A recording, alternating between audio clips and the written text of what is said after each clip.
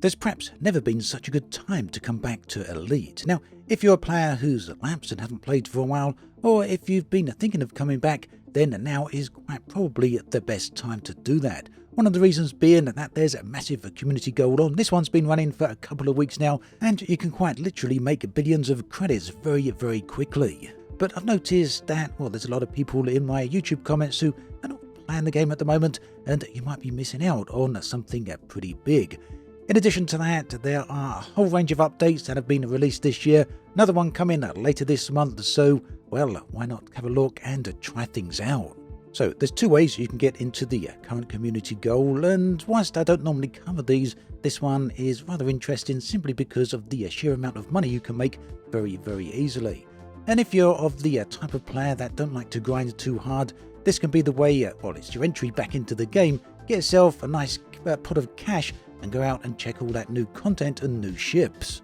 So like I said, there's two ways to get involved. One of them is a haul-in community gold. This one, very, very easily the highest money maker. If you've got the right ship, you can easily make 30 to 40 million per trip on this one.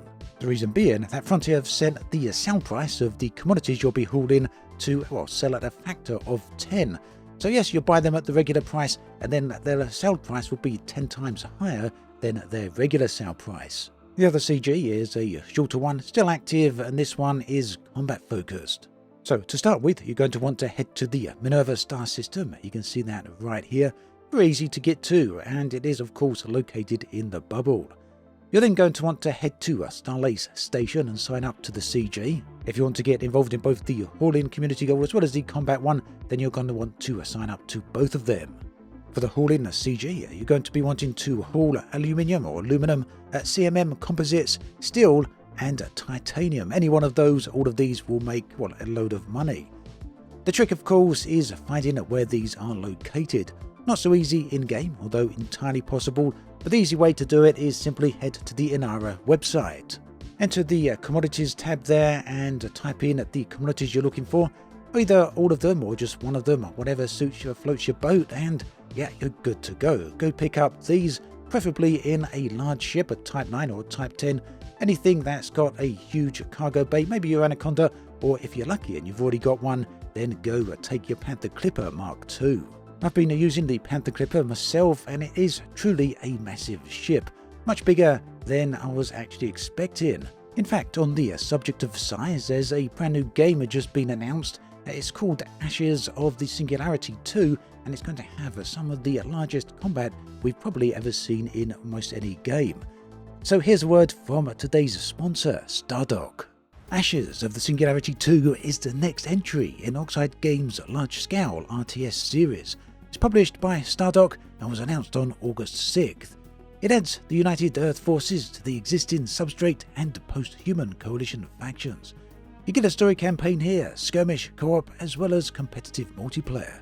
The game's focus is on controlling regions and securing Trinium, with the emphasis on logistics and positioning rather than micromanaging every building. But what really stands out here is the sheer scale of the game. Stardock claim that battles can involve hundreds of thousands of units at once across massive maps that change with the fighting. There's also a commander assistant to help keep things manageable. The campaign follows humanity's fight to reclaim Earth from hostile AI and post-humans. It's coming to PC via Steam, and you can wishlist it right now. Do check out that link in the video description where you can find out absolutely everything you need to know. So it really is that simple. Inara's a great website and, well, just makes these things so much easier. Although that said, any of you that have been playing Elite Dangerous for a long time will be well aware that players have been requesting these types of tools to be added into the game for pretty much ever, and that unfortunately hasn't changed. Now, there are of course a lot of updates that have been made to Elite Dangerous. There's also some upcoming ones. We've got the Vanguards, which is on the way. This is a massive overhaul of squadrons. I've spoke about it in the past, and it's essentially going to turn squadrons into full-on guilds that you'll find in other MMOs, more traditional type of guilds. There's also another big update coming towards the end of the year. That one's currently unnamed and we don't have any details on it whatsoever. Of course, speculation is naturally high on what that will actually contain and what it will entail. But you never know, talking about things such as trade-in, a massive trade overhaul would be really, really nice around about this point, wouldn't it? Bringing those Inara-like tools straight into the game would be a massive boon for those who like trade-in. And it would also enhance some of the features that have recently been added, such as colonization.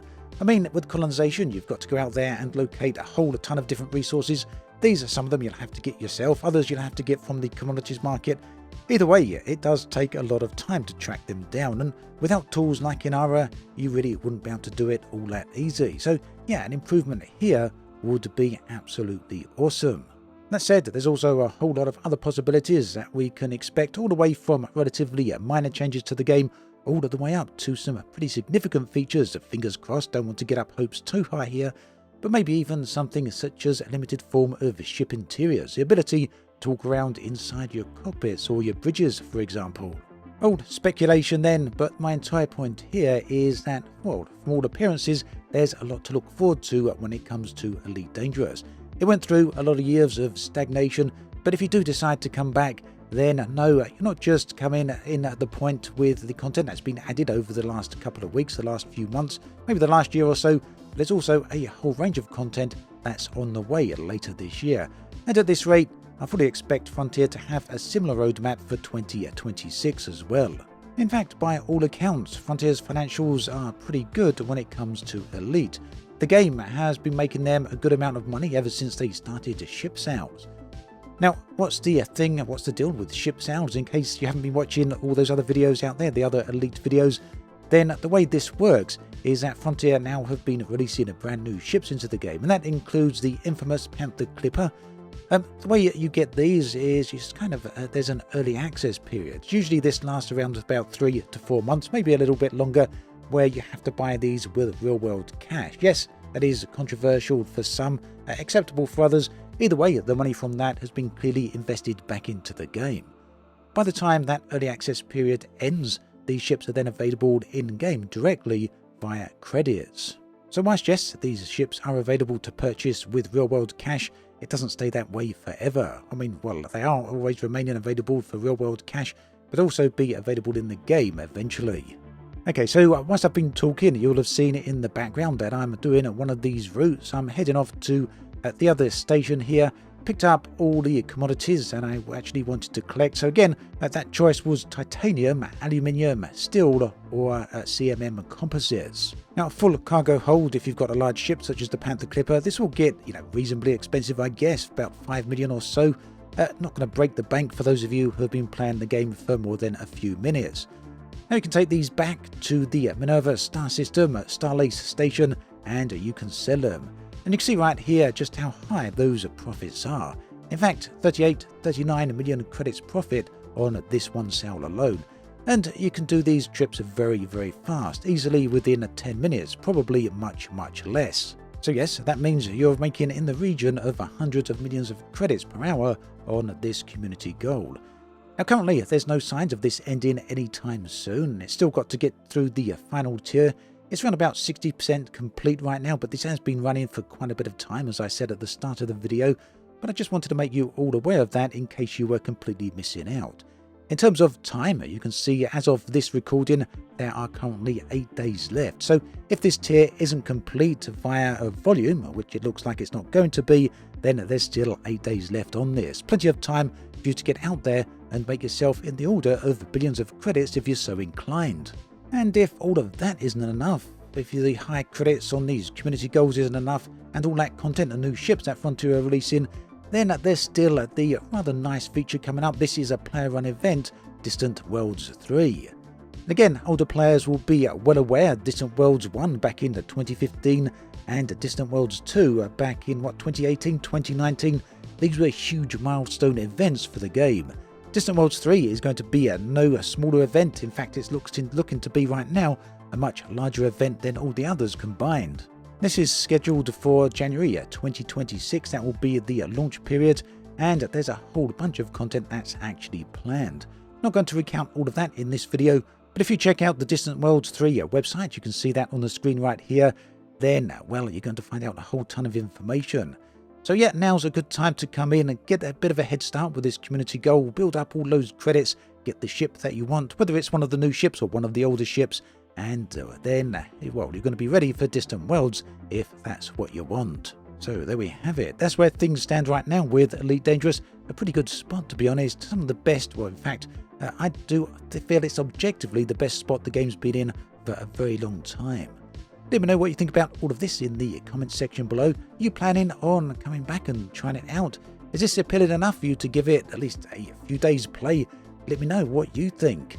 Also, my thanks again to Stardock for sponsoring this video. Do check out that link in the video description. Take care, and I'll catch you next time.